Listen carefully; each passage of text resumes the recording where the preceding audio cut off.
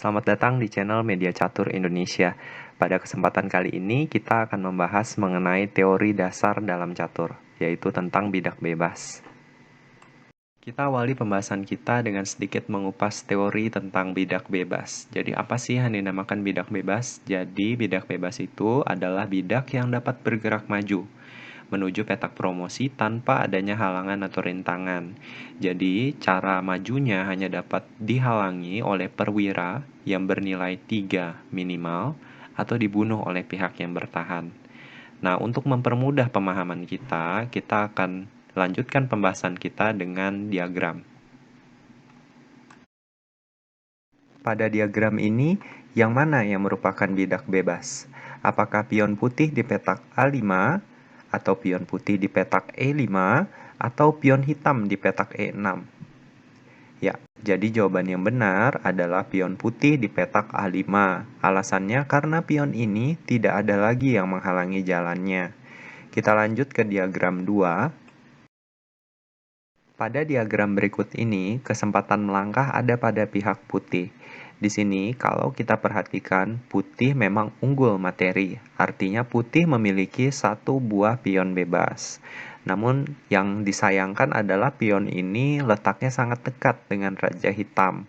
Sehingga apabila kita lanjutkan permainannya, setelah langkah pion putih di petak G5 maju ke G6, maka raja hitam akan menjawab langkah tadi dengan raja hitam di petak E6 ke petak F6. Setelah langkah raja hitam ke petak F6, dapat kita lihat di sini bahwa pihak putih gagal untuk melakukan promosi terhadap pion bebasnya.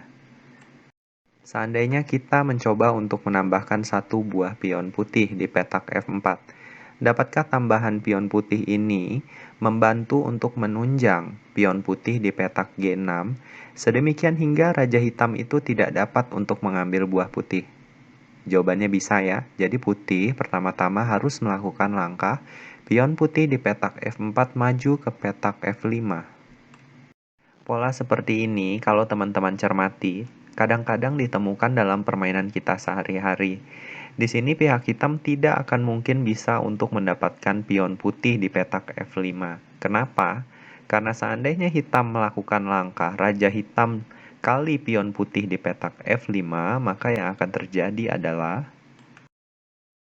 di sini tampak jelas bagi kita pion putih di petak G7 sudah pasti akan promosi ya.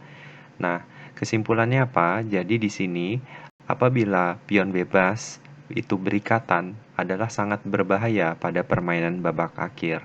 Kita lanjut ke contoh berikutnya. Pada diagram berikut ini, kesempatan melangkah ada pada pihak putih. Di sini, langkah apakah yang terbaik untuk dilakukan pihak putih? Ya, benar. Jadi langkah terbaiknya adalah langkah pion G5 ke petak G6. Harapannya adalah untuk mendesak hitam agar melakukan pertukaran, sehingga didapatkan pion bebas.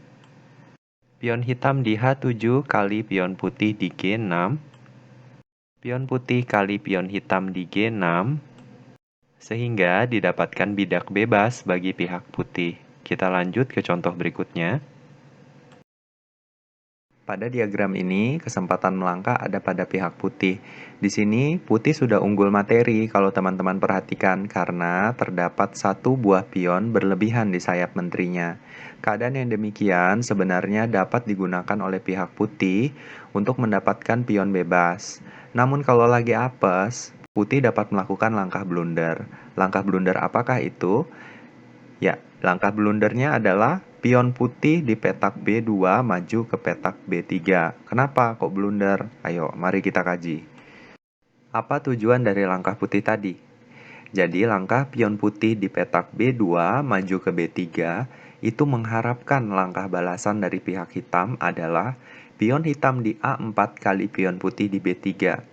Namun ternyata hitam memiliki jawaban yang lebih bagus. Dia tidak melakukan langkah tadi, namun lebih memilih untuk melakukan langkah pion hitam di B5 maju ke petak B4. Putih memiliki dua kemungkinan jawaban. Kemungkinan yang pertama adalah pion putih di A3 kali pion hitam di B4, Dan kemungkinan yang kedua adalah pion putih di B3 kali pion hitam di A4. Pada kemungkinan yang pertama, setelah langkah pion putih di A3 kali pion hitam di B4, maka hitam dapat melakukan langkah pion di A4 maju ke A3. Kemudian pion ini tidak dapat lagi dihalangi promosinya. Kemungkinan kedua adalah putih melakukan langkah pion putih di B3 kali pion hitam di A4. Kemudian langkah ini akan dibalas oleh hitam, pion hitam di B4 kali pion putih di A3, dan kemudian pion ini akan promosi juga. Pada diagram ini, kesempatan melangkah ada pada pihak putih. Namun di sini, kalau kita perhatikan, pihak hitam memiliki satu buah pion bebas. Pion apakah itu? Ya, betul. Jadi itu pion di petak B4.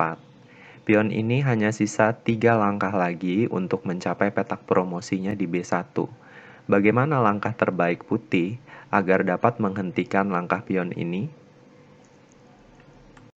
Langkah terbaik pihak putih untuk mencegah pion hitam di B4 melakukan promosi di petak B1 adalah dengan melakukan langkah antara. Langkah antara yang harus dilakukan pihak putih adalah skak terhadap raja hitam dengan menggunakan kuda putih di petak F7.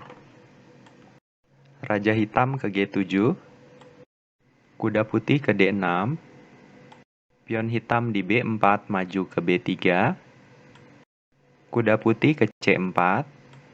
Akhirnya, setelah langkah kuda putih ke C4, maka pihak putih dapat menghentikan langkah daripada pion bebas hitam untuk promosi di petak B1. Namun, apabila kita kaji lebih jauh, untuk melakukan penghentian langkah ini, pihak putih harus menurunkan satu buah perwira yang bernilai 3, yaitu perwira kuda, untuk melakukan penjagaan terhadap satu buah pion bebas hitam. Kesimpulan dari video tutorial kita pada kesempatan kali ini adalah pion bebas, terutama pion bebas yang berikatan, akan sangat kuat pada permainan babak akhir. Semoga materi ini dapat bermanfaat. Salam gens unasumus, kita adalah satu keluarga. Terima kasih.